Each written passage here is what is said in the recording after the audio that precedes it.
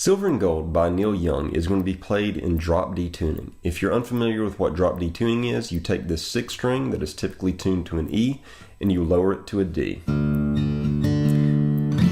So once you're in drop D tuning, the opening riff is going to take place with your 2nd and 3rd fingers on strings 2 and 3 on the 7th fret. And then you will use your 1st finger to hammer on to the 1st string 5th fret. So you'll kind of pluck and hammer on with your 1st finger all at once. I'm plucking using my thumb going down, and my 1st and 2nd fingers, I'm resting my 1st finger on the 2nd string and my 2nd finger on the 1st string to pluck. And these 2 fingers will be plucking up. So down and up simultaneously. And then hammer on with your 1st finger to the 1st string, 5th fret. The next movement is you're going to hammer on with your pinky finger to the 2nd string, 8th fret. And then you're going to lift up your pinky finger and your 1st finger and do the hammer on again with your 1st finger to the 1st string, 5th fret, and then you'll open up the 1st string. And those are the 3 movements that are taking place in the intro.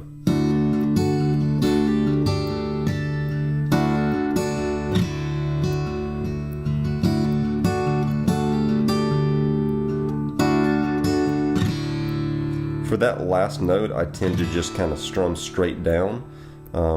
I'm not 100% sure what rhythm Neil Young is playing on that last note, but it sounds good to just strum across. After the intro, the verse is going to move into a D major chord, standard D major chord. You've got your 1st finger on the 3rd string, 2nd fret.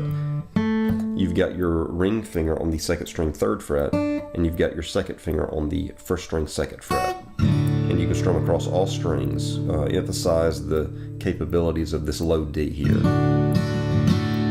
That's going to be the 1st chord. Then the 2nd chord is going to be an A. And in the Bridge School Benefit version of Neil Young playing the song that I looked at, the first time in the verse he plays his A this way. So you'll have an open 5th string, you'll put your ring finger down on the 4th string, 7th fret, you'll put your 2nd finger down on the 3rd string, 6th fret, and then you'll bar strings 1 and 2 on the 5th fret with your 1st finger. The 3rd chord of the verse is going to move down this exact same shape to a G chord, which you're just moving it down 2 frets. So now my ring finger is on the 4th string, 5th fret, my 2nd finger is on the 3rd string, 4th fret, and my 1st finger is barring across strings 1 and 2 on the 3rd fret. And then after striking this chord, Neil Young goes into this kind of 2-beat bass feel of where you strike the string that your ring is on. So the G note of the 4-string 5th fret, and then you move your ring finger to the 5th string 5th fret, and then back to the 4th string 5th fret, and then back to the 5th string 5th fret. You get this 2-beat bass feel inside of this little G chord. And then there's a walk down that takes place out of this G. This might be one of the hardest parts of this song. You'll come back to, with your ring finger on the 4th string 5th fret, pluck that, then slide it down 1 fret, and then so your ring finger now is on the 4th string 4th fret, and then you'll go with your 1st finger to the 4th string 2nd fret. So far we've got, and then you'll open up the 4th string, open, and then you're going to bar across strings 4, 3, and 2 with your 1st finger to make basically an A chord after you open up the 4th string. And you're going to do this, which is mimicking the walk down that you already did out of the G. So you've got, and then the way that you do that 2nd part is you're going to be hammering on with your 2nd finger and your ring finger. Your 2nd finger is going to hammer out of this A that you've barred, your second finger will hammer to the second string 3rd fret, and your ring finger simultaneously is hammering to the 4th string 4th fret. And it's okay if you hit the open A in that too.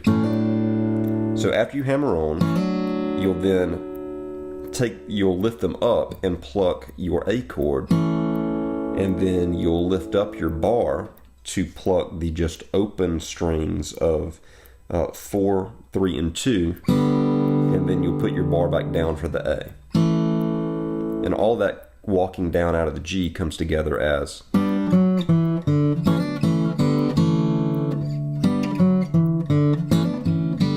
I'm not catching that hammer on clean, but it's something to practice for sure. And then back into the D for the verse. The second time through the verse, Neil Young, it looks like he plays his A this way. The way that I'm making this is I've got my first finger on the 4th string 2nd fret, I've got my second finger on the 3rd string 2nd fret, I've got my ring finger on the 2nd string 2nd fret, and I'm plucking from the open 5th string down through my open 1st string. And then the 3rd chord now of the verse the second time through is back to this little G chord from earlier, where you go into the 2-beat bass part and then walk down.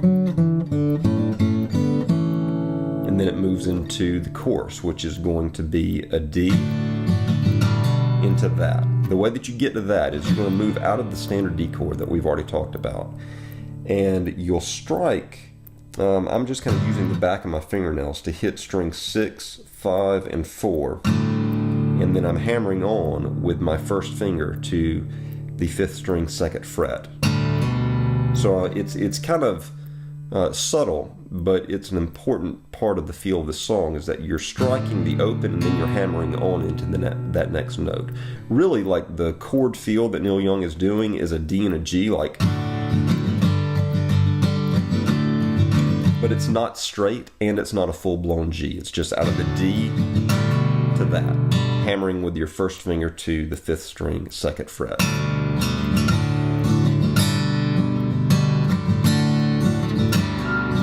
So that real slow, you'll have a G, then a hammer on.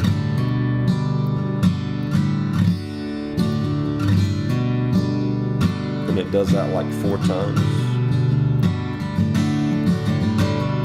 And then coming out of the chorus, he'll go back to the D, and then it walks up to this next chord. This next chord, you can play all of the strings, but you're going to put your second finger on the 3rd string 4th fret and your first finger on the 1st string 3rd fret. You can strum across all the strings. Then you can take this exact same shape and move it up another 2 frets. So you've got now your second finger on the 3rd string 6th fret and your first finger on the 1st string 5th fret. And then it comes up to this shape, which is a D shape. It's like the exact same thing as a D. We've just moved that shape all the way up to beginning on the 7th fret. I've got my first finger on the 3rd string 7th fret. I've got my ring finger on the 2nd string 8th fret, and I've got my second finger on the 1st string 7th fret. This is a G chord. And then after this G chord, it slides back down into an A. The A seems to keep this kind of suspended feel to it. So instead of that A, you're going to leave your ring finger where it's at on coming out of this D-shaped G. You're going to leave your ring finger where it's at on the B string. Slide it down to the 2nd string 3rd fret, and then put your first finger on the 4th string 2nd fret, and you can strum from the 5th string down. You can leave the 3rd string open, and you get that sound. And it just kind of ends the chorus on that A before coming back into the riff that we've already talked about.